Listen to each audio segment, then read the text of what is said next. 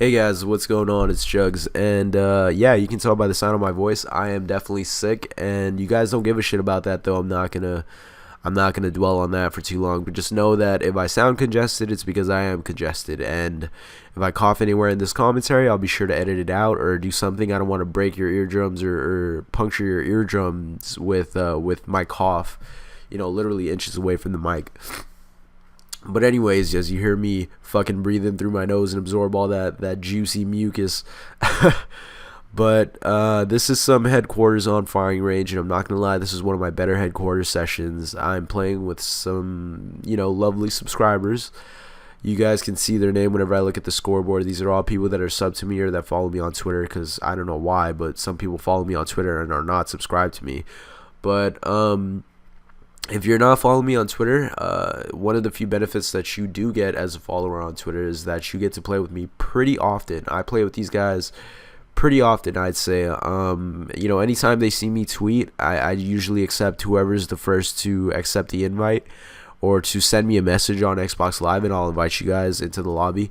And oftentimes I find that nobody's like on Twitter, nobody wants to play, and I'll end up just playing with like 2 or 3 other people. So if you want to play with me, if you want to have the chance to play with Jugs himself, believe me, it's not that great of a great of accomplishment to play with me. I'm just another dude. So if you want to play with me, feel free to follow me on Twitter, and I tweet all the time whenever I'm playing Black Ops or Bring or whatever multiplayer game. I say a bunch of random shit. I talk to some of your favorite commentators, and I kid around with them and stuff like that. So feel free to follow me on Twitter. I'll put a link to that in the description. And yeah, so I'm just gonna say a few things about the gameplay before I get into the actual commentary. I get a triple in this game, which is pretty cool. I almost get a multi or a quad spray silence Galil that I found off the ground. I almost get a quad with that, a quad defend. In fact, hold on, I gotta cough. I'm gonna edit this out. Anyways, I almost get a quad spray defend on the HQ with the silence Khalil that I picked up, but second chance had to ruin it, and I ended up giving another guy a kill because this guy was downed the whole time, and I ended up killing him. But that was lame. That was the only two things that are noteworthy besides the 60. Or okay, I shouldn't even say. Okay, well, I just gave it away. I'm gonna get 60 plus kills in this game, so fuck it. Anyways, now to talk about the fucking commentary. I remember I was in a live stream. I was in Trump's live stream, to be exact, and I remember this kid tried to read me over the keyboard. He tried to predict what kind of person I am, and this is what he said. He said this at the end of the commentary at the end of the live stream, when the live streaming was over and there were a few of us left in the lobby just talking to each other. This guy says, he's probably like 10.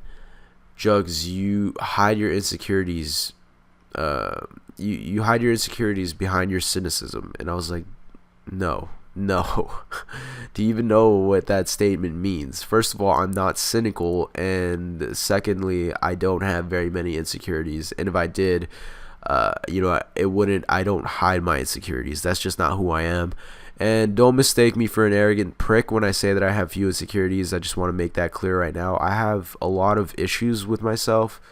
I'm not issues with myself. I have a lot of issues about myself. I have a lot of faults and weaknesses, just like any other human being. But the difference between that and insecurity is that I'm not ashamed of it. I don't feel bad for it. I kind of acknowledge these things about myself that I know I can't change, and I acknowledge the bad things about myself that I can change, and the things that I can change, I make, I wear it on my sleeve. I make it public so that I want people to know that this is who I am. This is what's wrong with me. I know that this is what's wrong with me, and I'm going to strive to become a better person, because this is not who I want to stay.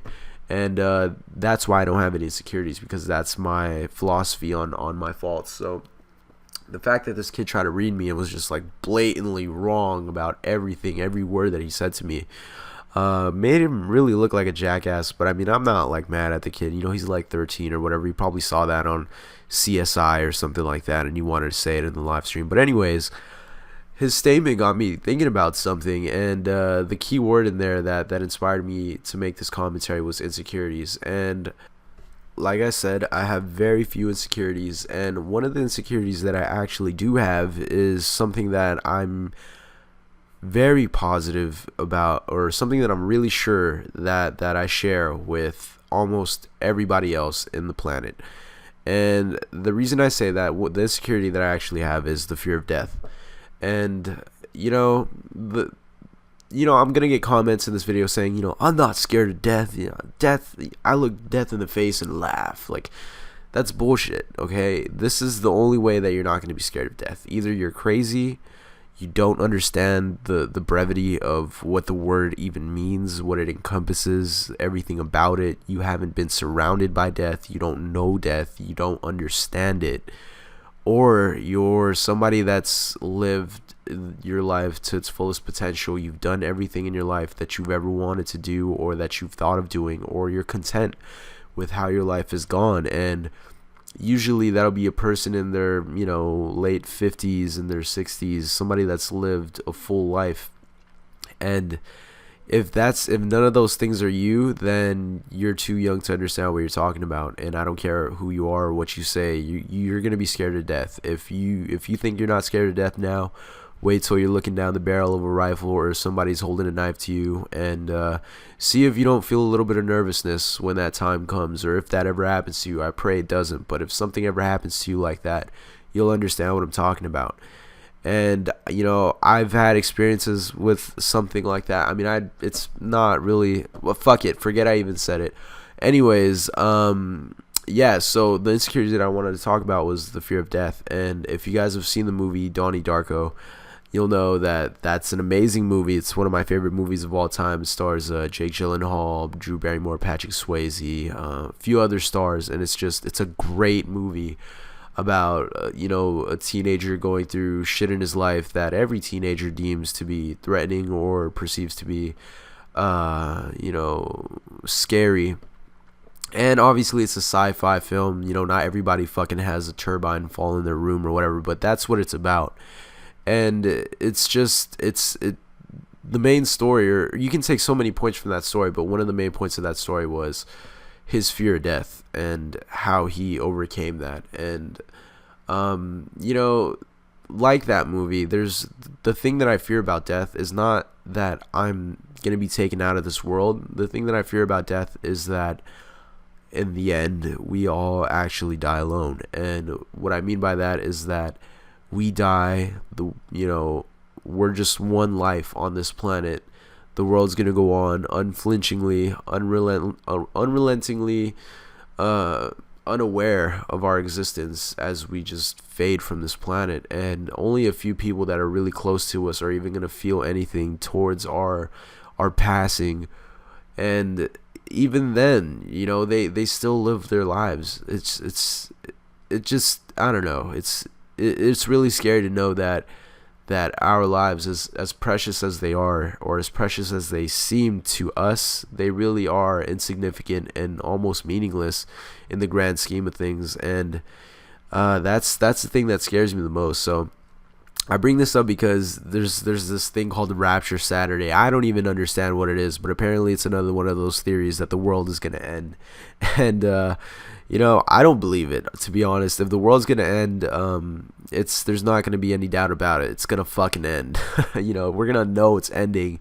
So I don't actually believe this. They've made these. They make these apocalyptic claims like every 5 years, or every 3 years, or whatever. But it would be nice, to be honest. It would be nice, and I would welcome the idea of an apocalypse if that meant that all of us got to go at the same time and share that one thing, share that time together as a race. It sounds crazy. I might sound like a fucking philosophical lunatic, and I don't blame you for thinking that. Maybe I'm high off NyQuil, but that's just my thoughts on the matter. But anyways, that's just something to think about. Maybe you guys have never thought about that. Just always tell everybody that you love, remind them that you love them. If it's your dad, tell them you love them. Your mom, tell them you love them. Tell everybody that that you care about, that you love them. I tell my friends I love them. I tell my friends that I care about them. I remember I got drunk. I got so drunk one time at a party. It wasn't a party. It didn't start off as a party. It was a kickback that turned into a party that was at my house that I had to fucking clean up.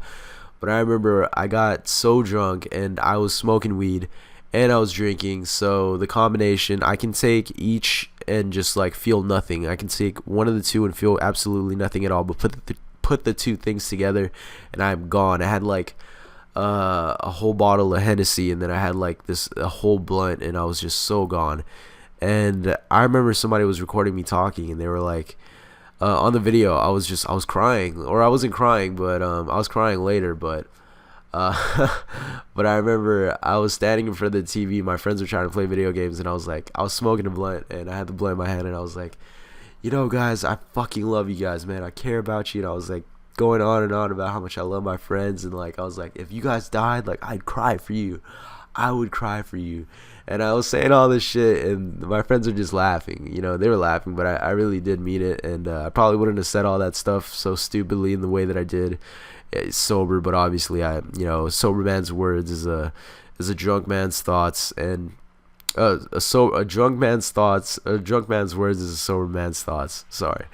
But yeah, that was funny. But since I admitted the fact that I had cried that night, might as well tell you why. I already said it. So the reason that I cried that night, and it's not, I don't cry. Like I got to the point in my life where I cried, and I was like, you know what, fuck this, I'm never crying again, no matter what. I'm gonna be a strong person, and I did that whole bit. So the reason that I cried this time was just so gone, and I told my friends that none of them are driving home. I made them give them all their keys. I made them give them to me, and I told them, if you're gonna drink, you're gonna sleep here, you're gonna stay here, you're not going home. But stupid me, I got drunk myself, and so they eventually all got past me. They found their keys. I just hid them in the microwave like a dumb fuck, and I thought they wouldn't know it because I was fucking super high, but they got it. They left, and I came back in the room, and I realized that so many of them were gone, and I was just crying. I was crying. Like, I thought they were gonna fucking die. I was going out of my mind, insane, punching walls and shit. So that's why I was crying. But yeah, I just figured I'd share that with you guys. So yeah, just tell everybody you love them, tell everybody you care for them, because you never know when the time comes that you're just gonna be taken out of this world completely, and people are gonna go on and not give a shit about anything that happened to you. But the people that do care about what happens to you, make it clear to them that you do care about them, because you don't want to miss that opportunity when you go. But anyways, I wanted to leave you guys off on one thing. This commentary was all over the place. I didn't intend for this to I didn't script this or anything. I'm just speaking, watching Call of Duty, trying to talk about shit that actually matters in life. But I just wanted to remind you guys that I have a Q&A video that I'm going to be doing for my 100th video. I'm not sure whether or not I'm going to show my face. I don't even think it's that big a deal. I mean, I'd rather wait for that when people actually give a shit about it. But if you guys don't give a fuck, then just feel free to let me know. But make sure that you leave me a question.